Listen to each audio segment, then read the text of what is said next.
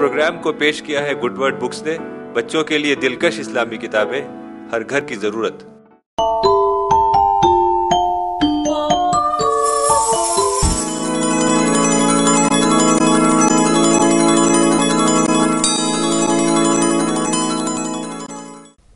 اور بائبل میں آتا ہے کہ اس نوجوان کو بلاؤ تاکہ وہ ہمارے ساتھ روٹی کھائے، یعنی وہ ہمارے ساتھ لنچ کرے.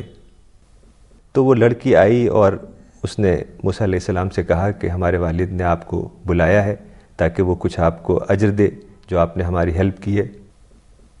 تو حضرت موسیٰ علیہ السلام نے کہا ٹھیک ہے میں تمہارے گھر چلتا ہوں. تو جب گھر پہنچے اور حضرت شعیب علیہ السلام سے ملاقات ہوئی تو انہوں نے اپنا سارا قصہ سنایا کہ میں مصر سے آیا ہوں اور وہاں فرعون مجھے قتل کرنا چاہتا تھا، اس لیے میں وہاں سے فرعون کے ڈر سے یہاں آیا ہوں. تو انہوں نے کہا کہ قرآن میں آتا ہے وَقَصَّ عَلَيْهِ الْقَصَص کہ حضرت موسیٰ علیہ السلام نے پورا قصہ سنایا. تو حضرت شعیب نے کہا کہ قال لا تخف کہ تم اب ڈرو مت، نجوت من القوم الظالمین کہ تمہیں اللہ تعالیٰ نے ظالم قوم سے نجات دے دی ہے. تو جو ایک بیٹی تھی حضرت شعیب کی، اس نے کہا کہ یا ابتی استاجرہ ان خیر من استاجرت القوی الامین. اس نے بڑی اچھی ایڈوائس دی. وہ بولی کہ father hire him, the best man to hire is someone who is strong and trustworthy. کہ اے میرے والد اس کو آپ ملازمت پہ رکھ لیجئے، اس کو آپ نوکری پہ رکھ لیجئے، چونکہ جو بہترین آدمی ہے نوکری پہ رکھنے کے لیے، ملازمت پہ رکھنے کے لیے، وہ وہی ہے جو مضبوط ہو اور امانت دار ہو. قرآن میں قوی اور امین کا لفظ آیا ہے، یعنی اسٹرانگ اور ٹرسٹ ورتھی. پرانے زمانے میں جو کہ سارے کام ہاتھ سے ہوتے تھے، اس زمانے میں اسٹرانگ ہونا کا مطلب یہ ہوتا تھا کہ مضبوط ہونا، طاقتور ہونا. لیکن آج کے زمانے میں اس کو اگر ہم ری انٹرپریٹ کریں تو ہم کہیں گے ایکسیلنس، یعنی ایکسیلنس اور آنیسٹی.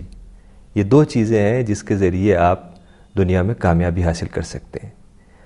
ہمارے جو لیڈر ہیں وہ ہمیں بتاتے ہیں کہ ریزرویشن ہمارا حل ہے، حالانکہ قرآن کہتا ہے کہ ایکسیلنس یعنی آپ اپنے فیلڈ میں ایکسل کریں. جو بھی آپ کا فیلڈ ہو، آپ چاہے اسٹوڈنٹ ہوں یا آپ جاب کرتے ہوں یا آپ تجارت کرتے ہوں، بزنس کرتے ہوں، اس میں ایکسیلنس کی پالیسی پہ آپ اپنی زندگی کو گزاریں تو ضرور دنیا میں آپ کامیابی حاصل کر سکیں گے. انڈیا میں ہر طرح کے مواقع ہیں، ہر طرح کی اپرچونٹیز ہیں. آپ اگر پڑھنا چاہیں تو آپ پڑھ سکتے ہیں، جاب کرنا چاہیں تو جاب کر سکتے ہیں، بزنس کرنا چاہیں تو بزنس کر سکتے ہیں. اور ہمارے ملک میں ایک کتنی بڑی مثال ہے کہ ڈاکٹر اے پی جے عبد الکلام، جو کہ بچپن میں ان کے پاس اسکول جانے کے لیے فیس بھی نہیں تھی. وہ ایک گاؤں میں پیدا ہوئے، ساؤتھ انڈیا کے ایک گاؤں میں پیدا ہوئے. ان کے فادر ایک فشر مین تھے، ان کے پاس فیس نہیں تھی اپنے بیٹے کو بھیجنے کے لیے. اس کے باوجود ڈاکٹر اے پی جے عبد الکلام نے پڑھائی کی اور آپ کو معلوم ہے کہ ایک بہت بڑے سائنسداں بنے اور انڈیا کے پریزیڈنٹ بن گئے. تو قرآن ہمیں یہ سبق دیتا ہے کہ آپ اپنی زندگی میں ایکسیلنس پیدا کیجئے. جو بھی فیلڈ ہے آپ کی، ایکسیلنس ضروری ہے اور آنیسٹی اسی کے ساتھ ضروری ہے. تو ایکسیلنس کا تعلق تو دنیاوی سکسیس سے ہے، ورلڈلی سکسیس سے ہے. اگر آپ ایکسیلنس اپنے اندر پیدا کریں گے تو آپ پڑھائی میں آگے بڑھیں گے، آپ کی ایجوکیشن اچھی ہوگی، آپ جاب میں کامیابی حاصل کریں گے، آپ بزنس میں کامیابی حاصل کریں گے.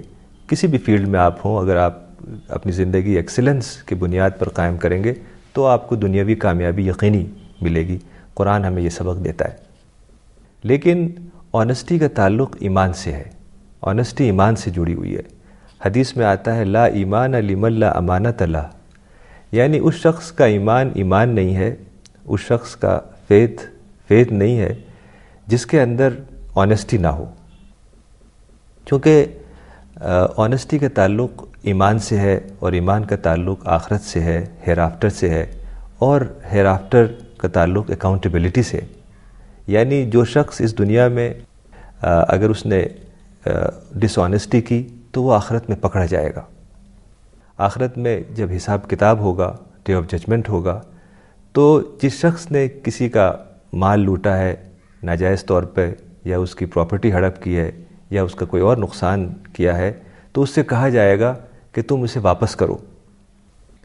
تو وہ کہے گا کہ میرے پاس تو کچھ ہے نہیں دینے کے لیے، چونکہ ظاہر ہے وہاں پر تو کسی کے پاس کچھ نہیں ہوگا، سارا پیسہ روپیہ اس دنیا میں رہ جائے گا. تو وہ کہے گا میرے پاس کچھ نہیں ہے. تو اس سے پوچھا جائے گا کہ تمہارے پاس کیا ہے؟ تو وہ کہے گا کہ میرے پاس کچھ نیکیاں ہیں، جو اچھے کام میں نے کیے تھے، جو گڈ ڈیڈز ہیں میری، وہ ہے میرے پاس. تو خدا کہے گا کہ تم یہ دے دو اس شخص کو جس کا تم نے نقصان کیا، جس کی تم نے پراپرٹی ہڑپ کی، یا جس کا تم نے پیسہ لوٹا، یا تم نے جو کرپشن کیا، یا جو تم نے نقصان پہنچایا لوگوں کا، اب یہ تم اس کو دے دو. یعنی اس کی جو گڈ ڈیڈز ہیں وہ اس شخص کو دے دی جائیں گی جس کا نقصان ہوا ہے.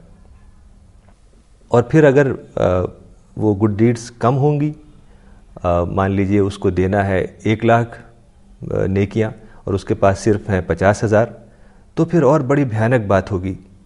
پھر اللہ تعالیٰ کہے گا کہ جو اس انسان کی جس کا نقصان ہوا ہے، اس کی جو بیڈ ڈیڈز ہیں وہ تم لے لو. یعنی جس کا نقصان ہوگا اس کی بیڈ ڈیڈز اس کے اکاؤنٹ میں آ جائیں گی جس نے ڈس آنیسٹی کی.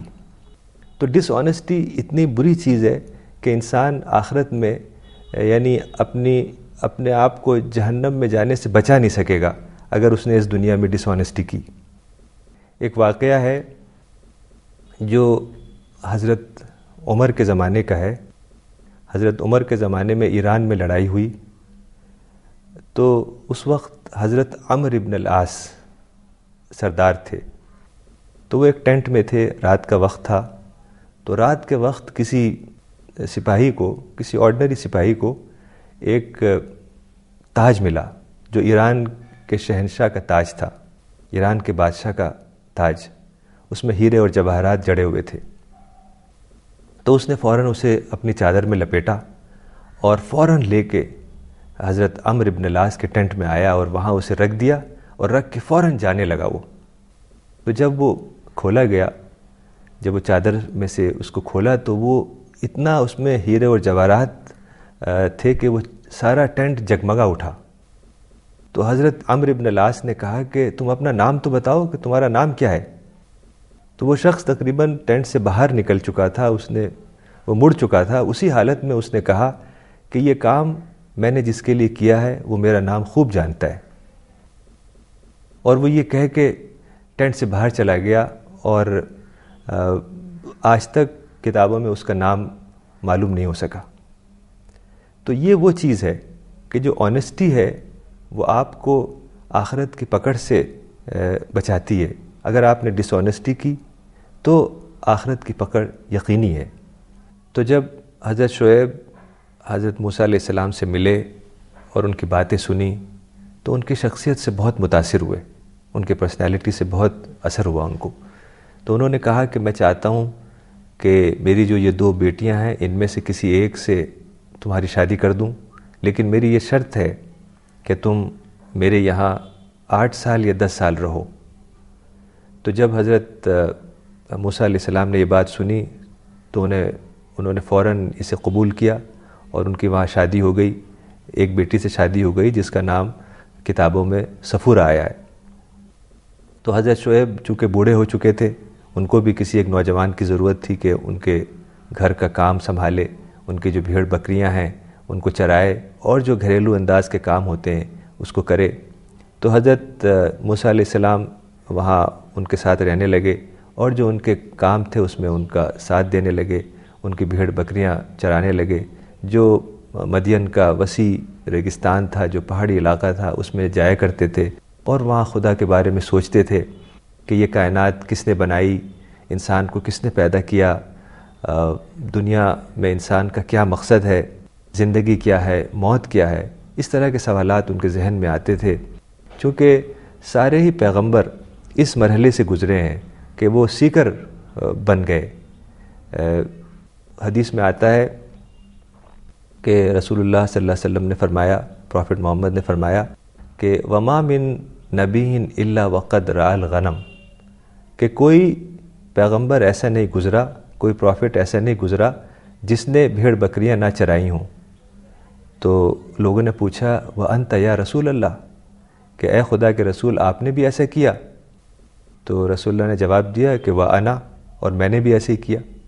تو دراصل جب انسان بھیڑ بکریوں کو لے کے نیچر کے ماحول میں جاتا ہے تو اور زیادہ اس کے اندر خدا کو جاننے کے بارے میں طلب پیدا ہوتی ہے، کائنات کو دیکھتا ہے، اس پہ غور و فکر کرتا ہے، اور اس کی جو سیکنگ اسپرٹ ہے وہ اور زیادہ جاگنے لگتی ہے۔ تو آج اس قصے کو یہیں ختم کرتے ہیں، اور انشاءاللہ اگلے ایپیسوڈ میں حضرت موسیٰ علیہ السلام کے قصے کو آگے بڑھائیں گے اور دیکھیں گے کہ اس میں ہماری رہنمائی کے لیے، ہماری گائیڈنس کے لیے اور کیا کیا ایسی باتیں ہیں جو ہم اپنا سکیں اور دنیا اور آخرت میں کامیابی حاصل کر سکیں۔ انشاءاللہ اگلے ایپیسوڈ میں پھر ملاقات ہوگی، تب تک کے لیے خدا حافظ۔ گڈ ورڈ اسلامی کتابوں کا عظیم مرکز۔ یہاں انڈیا اور انڈیا سے باہر کی چھپی ہوئی کتابیں دستیاب ہیں، مثلاً قرآن مجید کے ترجمے، تفسیر، حدیث، سیرت، اسلامی دعوت، Arabic dictionary, Islamic arts, peace and spirituality, اسلام اور سائنس، عربک سکھانے والی کتابیں، بچوں کے لیے قرآن سٹوریز، بچوں کے لیے Arabic and Islamic studies courses, gifts and games. آج ہی کانٹیکٹ کریں Good Word Books, 1 Nizamuddin West Market, New Delhi 110013۔ Call کریں 41827083۔ ای میل کریں info@goodwordbooks.com۔ Website www.goodwordbooks.com۔